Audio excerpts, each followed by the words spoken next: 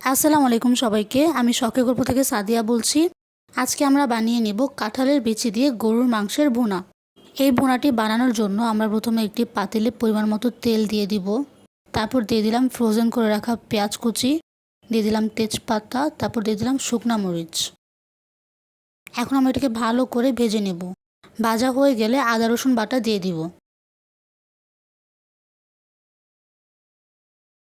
তারপর দিয়ে দিলাম হাফ চা চামচ হলুদের গুঁড়া, জিরা গুঁড়া, ধনিয়া গুঁড়া, তারপর দিয়ে দিলাম মরিচের গুঁড়া, তারপর দিয়ে দিব পরিমাণ মতো লবণ, তারপর দিয়ে দিলাম মাংসের মশলা।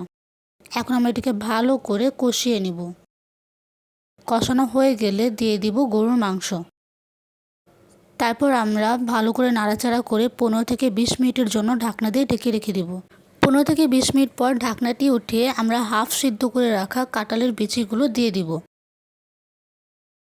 এখন আমরা এটাকে ভালো করে নাড়াচাড়া করে আবারও 15 থেকে 20 মিনিটের জন্য ঢাকনা দিয়ে ঢেকে রেখে দিব। 15 থেকে 20 মিনিট পর ঢাকনাটি উঠিয়ে আমরা এটিকে ভালো করে নাড়াচাড়া করে নিব।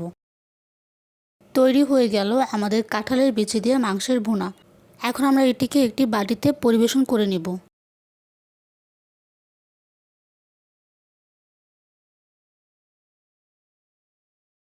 আশা করি এই রেসিপিটি আপনাদের ভালো লাগবে। আর ভিডিওটি ভালো লাগলে লাইক শেয়ার সাবস্ক্রাইব করবেন আর আমাদের পাশে থাকবেন। আল্লাহ হাফেজ সবাইকে।